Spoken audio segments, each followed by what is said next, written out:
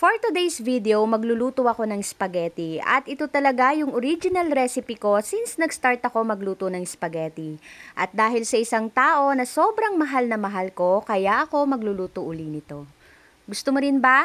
Tara, luto tayo. Sa totoo lang po, yung spaghetti recipe na ito basic na lang na paraan ng pagluluto ngayon ng ganito dahil yung mga ingredients na gagamitin ko, common na lang din na nilalagay pag nagluluto ng ganito.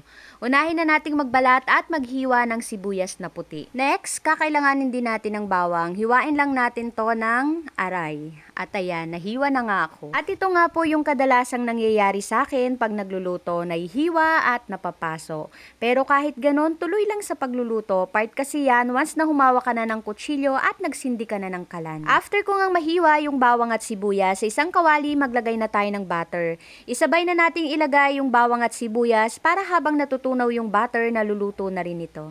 At once na nag-aroma na itong ating ginigisa, ilagay na natin yung 1/2 kilo ng ground beef. Kung gusto po ninyo na ilagay yung ground pork or ground chicken, pwede rin naman po. At once na ganito na nga yung kulay, nag-brown na, ilagay na natin yung hiniwang hotdog. Mga 1/2 kilo pala ito or 500 grams. Lutuin lang natin ito na mga 4 to 5 minutes, then ilagay na natin yung spaghetti sauce. Make sure lang na masimot natin lahat ng sauce kasi nandyan yung sarap. Char! Pwede nyo rin lagyan ng konting tubig yan para makuha talaga lahat ng sauce. Timplahan na rin natin ito ng mga pampalasa, beef cube, asin, paminta, asukal, seasoning at ketchup. Haluin natin ito hanggang sa kumulo.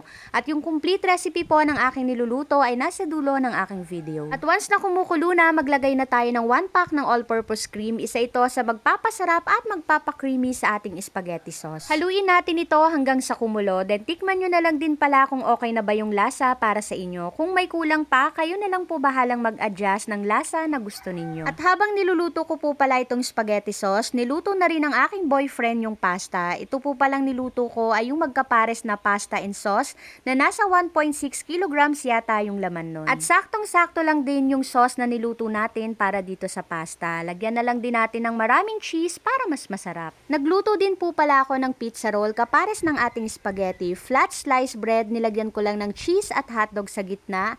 Then kinoat ko sa egg with milk, then sa breadcrumbs. Kung para saan ba itong niluto ko? Ngayong araw kasi ang death anniversary ng mama ko. Sa totoo lang, ayaw ko talagang magluto. Kasi ang hirap lang sa akin magluto ng ganito. Yung memories pag nagluluto ako nakasama siya, ang sakit.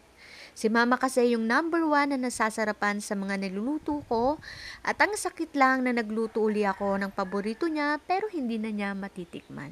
I love you mama at miss na miss na miss na kita.